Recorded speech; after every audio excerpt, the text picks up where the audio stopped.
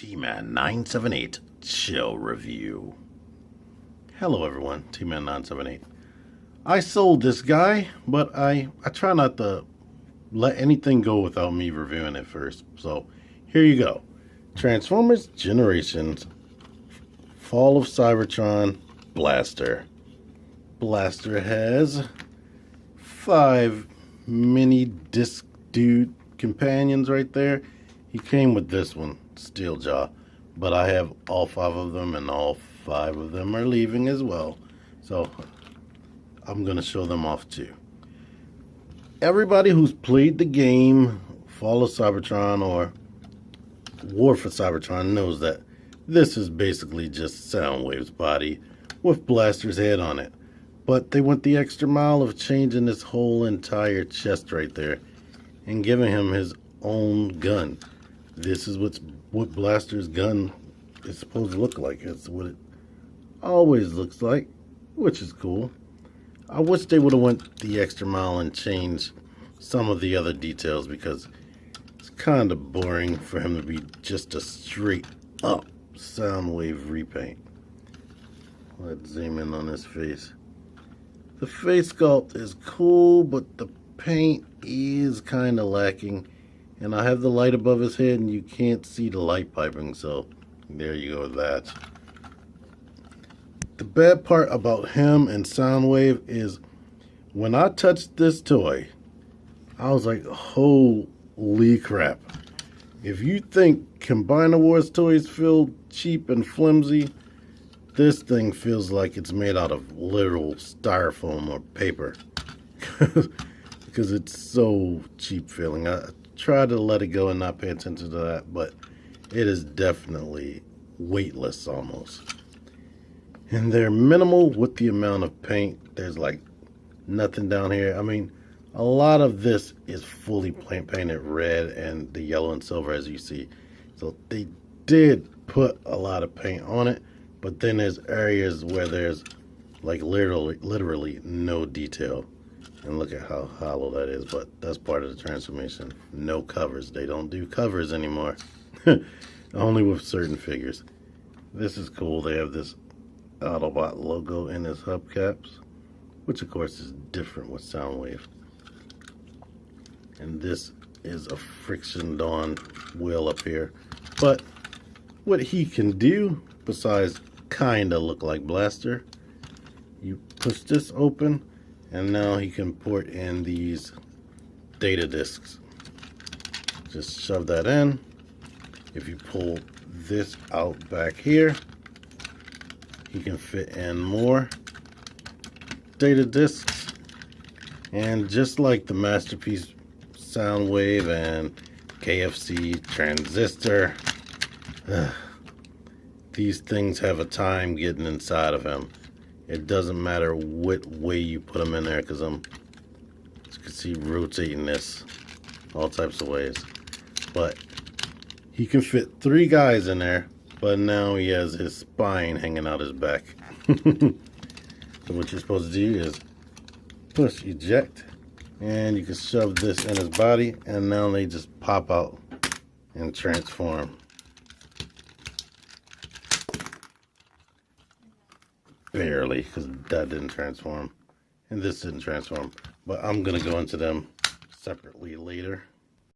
Although Blaster feels cheap, he does have a decent amount of articulation and engineering, to be honest.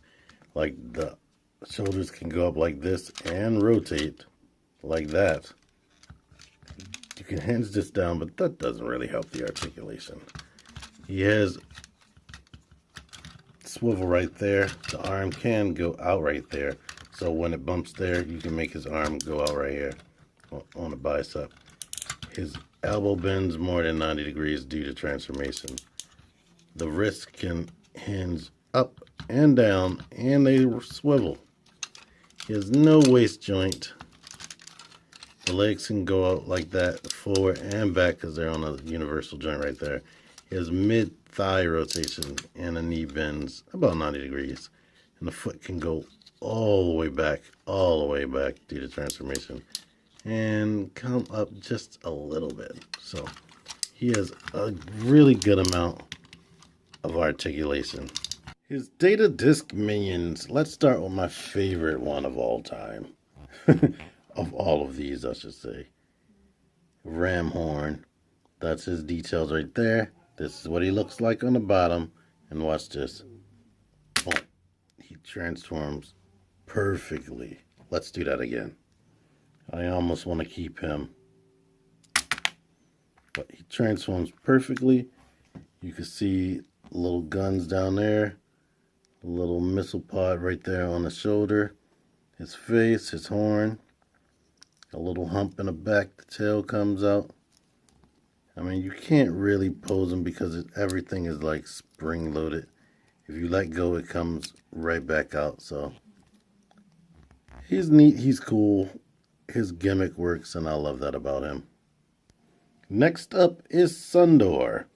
He's basically just a repaint of Laserbeak, and he works good as well. That should have came all the way out, but like I said, repaint of Laserbeak. Focus on him, please, camera. There's his eye. He has a little eye on the side. Nice detail in the back right there. Spine detail.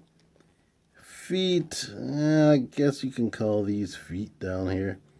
But the problem with these things, like I said, no articulation because everything's spring-loaded. The whole entire, everything that moves is spring-loaded. So good luck getting them to keep it posed besides what happens when they unfold. Eject and rewind.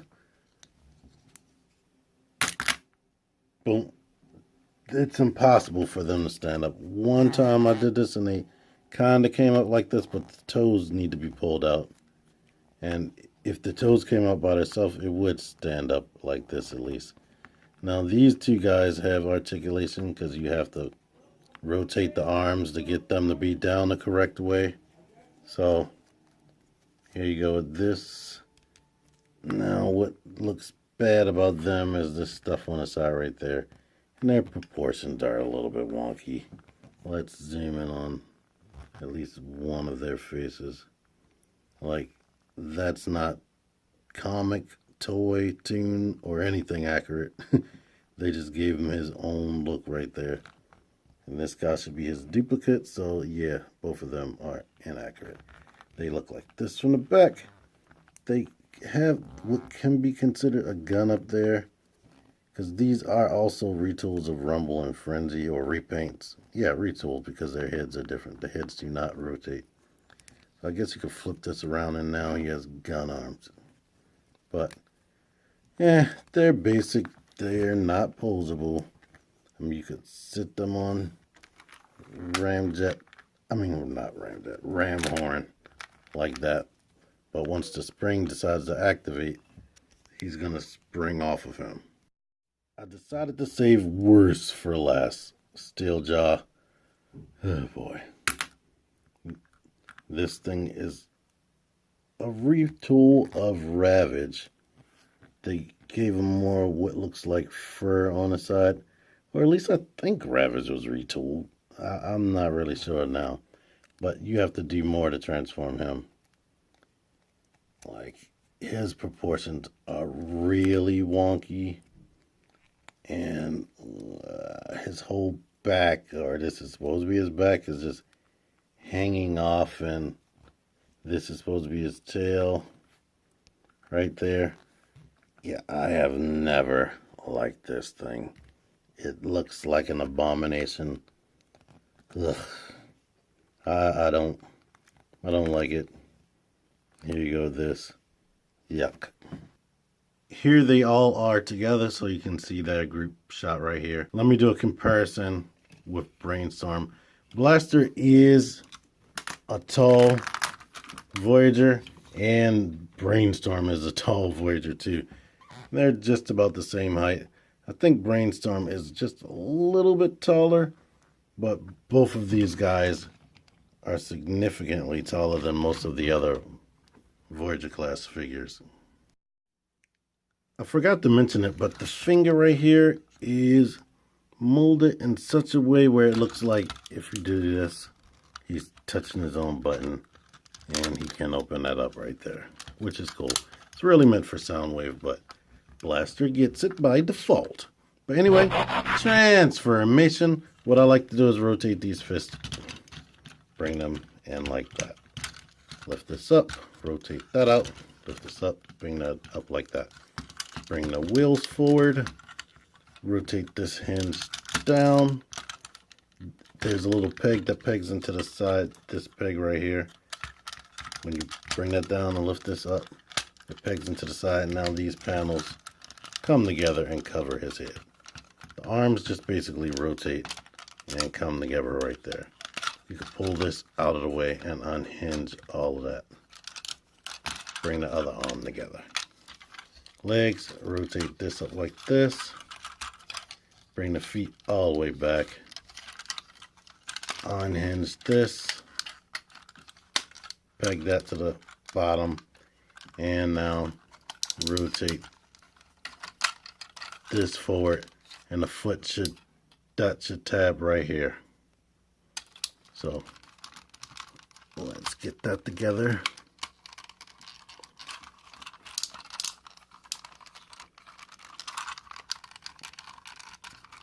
Come on.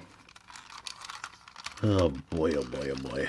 Once you start recording, stuff like this happen. I'm going to save y'all.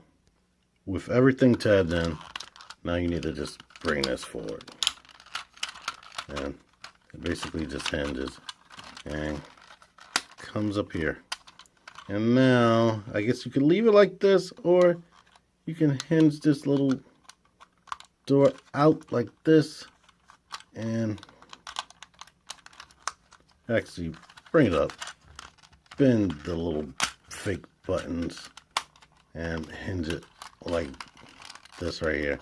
So now it's more angular instead of flat. And you have Blaster in his vehicle mode. Put a little gun up here. It does roll. It would roll better if it wasn't on my glass surface. But I don't know, it doesn't look like anything. I guess it's a communication van. So as you can see, he has this chair up here. It's not big enough to fit any of his little data disk dudes. Looks like this from the rear. And unlike Soundwave, where the color is more symmetrical, it's like Blaster. Half red, half this brownish gray color right there. You know what's really cool? The little seat, I was like trying to see if a Titan Master could fit in there, because they are small. I mean, it would almost work, but the feet come over where the gun is. Like, if the feet were a little bit shorter, he could actually like fit in there behind the gun. I mean, you could still stand them up right there, but there you go right there. And this is test lore. What's cool is you can still access this button. And if you want, you could put 3 data discs in there. Yep, I have 3 data discs in there. And those probably would work better if you flatten this. So what you can do, and these don't tab into the front anywhere. I've been trying, and as you can listen to that, you can just hear how cheap and hollow this thing is. You can push this, open that up, and bring this back. Push this little bar forward like you did in the robot mode, and you can deploy them. And the last 2 didn't come out. Oh well, they get stuck. You can see what I was trying to do, but oh boy, he doesn't stay together all that well. It's hollow. They were cheap with this Voyager, more cheap than any other Voyagers, because this feels a little bit better. It's still a little bit light, but it feels remarkably better than this. I think because of his mass, the plastic just got thinned out as far as it could. So this guy and Soundwave really suffered because they had to like push the mass completely out so they could get a big figure, which was good but bad at the same time. So yeah, I don't know. Only a few of these data discs are cool. I like mainly Ramhorn and Sundor. Eject and Rewind are alright, but I like my little humanoid guys to be posable, and these definitely are not posable. Blaster's alright, but like I said, he feels so cheap, and he's using Soundwave's body, and something about that just has bothered me. Do you like that they put this chest on there? That's a nice touch right there. And so you can see, if you can see, the paint is decent, but a little bit sloppy. But I don't know. Somebody bought this for me. I already got the money. No refunds. I wouldn't rush out to buy this. But if you want it for your collection because you like what you see and you like the interaction with these little data disc dudes, by all means, go get it. Hopefully it's not that high because this thing's shelf warmed like crazy. Anyway, if you like this review, it helped you in any type of way, it put joy in your heart or whatever or anything, click the thumbs up button. Make sure you click whatever video I put there. Click the video that I put there. Click the video I put here. And click this guy right here so you can subscribe to my channel if you haven't subscribed. Thank you for watching, as always. Thank you for liking, sharing, and commenting. T-Man978, out of here.